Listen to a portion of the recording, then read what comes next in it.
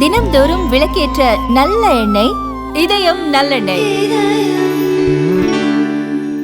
அண்மை செய்தியை பார்த்து கொண்டிருக்கிறோம். பீகாரில் வாக்காளர் பட்டியல் தீவிர திருத்தத்தில் வாக்காளர் பட்டியலில் இருந்து தவறாக நீக்கப்பட்ட பெயர்களை மீண்டும் சேர்க்க வேண்டும் என உச்சநீதிமன்றம் உத்தரவிட்டுள்ளது. வாக்காளர் பட்டியலில் தீவிர திருத்தம் விவகாரம் தொடர்பாக தேர்தல் ஆணையம் கேட்கும் ஆவணங்களில் ஏதேனும் ஒன்று அல்லது ஆதார் அட்டையை பயன்படுத்தி விண்ணப்பிக்க உச்சநீதிமன்றம் உத்தரவிட்டுள்ளது. வாக்காளர்களுக்கு அரசியல் கட்சிகளின் பூத் ஏஜென்ட்டுகள் உதவி செய்ய வேண்டும் என்றும் அதற்கான பிரத்யோக உத்தரவை அரசியல் கட்சிகள் பிறப்பிக்க வேண்டும் என்றும் உச்சநீதிமன்றம் ஆணை பிறப்பித்துள்ளது. தேர்தல் ஆணையம் கோரியுள்ள 11 ஆவணங்கள் இல்லாதவர்களிடம் ஆதார் விவரங்களை பெற்று நீக்கப்பட்ட வாக்காளர்களை மீண்டும் சேர்க்க வேண்டும் என உச்சநீதிமன்றம் உத்தரவிட்டது.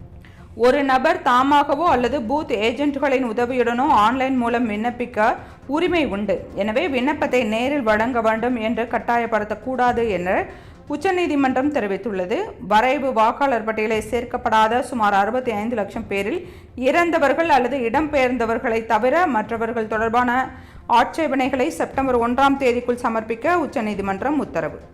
மேலும் பூத் ஏஜென்ட்களுக்கு ஒப்புதல் ரசீது வழங்க வேண்டும் என்றும் உச்சநீதிமன்றம் உத்தரவிட்டுள்ளது.